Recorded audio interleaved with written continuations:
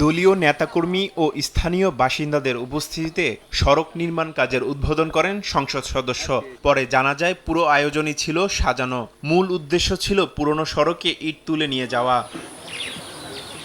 জামালপুর সদর উপজেলার রশিদপুর ইউনিয়নের ভাঙ্গুড়িঘাট থেকে ময়নার মোড় পর্যন্ত ৩.৫ কিলোমিটার সড়কটি পাকাকরণের জন্য গত ১২ মে আনুষ্ঠানিক উদ্বোধনের আয়োজন করা হয়। সেখানে জানানো হয় ৪,৮০,০০,০০০ টাকা ব্যয়ে সড়কটি নির্মাণ করবে ঢাকার একটি ঠিকাদারি প্রতিষ্ঠান।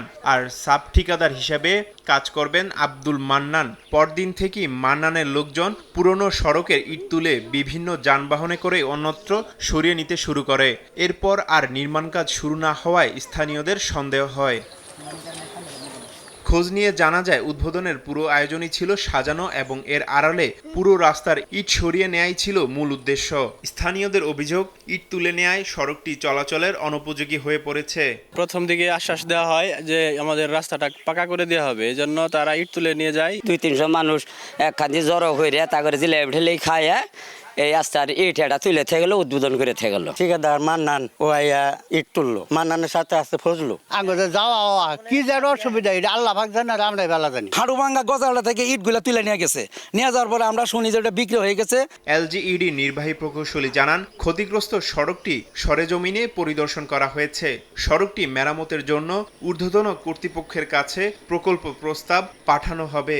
আর উপজেলা নির্বাহী কর্মকর্তা বলছেন এ ঘটনায় অভিযুক্তদের গ্রেফতার করা হয়েছে।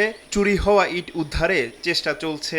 সরেজমিনে পরিদর্শন করা হয়েছে এবং ক্ষতিগ্রস্ত রাস্তা মেরামতের জন্য আমরা প্রকল্প প্রস্তাব ঊর্ধ্বতন কর্তৃপক্ষের কাছে প্রেরণ করব, যার মাধ্যমে এলাকাবাসীর দুঃখ দুর্দশা লাঘব হবে। তাদেরকে ধরা হয়েছে, আটক করা হয়েছে এবং ২টি ইউনিয়ন থেকে মামলা করা হয়েছে সংশ্লিষ্ট, এবং ইটগুলো কিছুটা হলেও উদ্ধারের চেষ্টা করা হচ্ছে।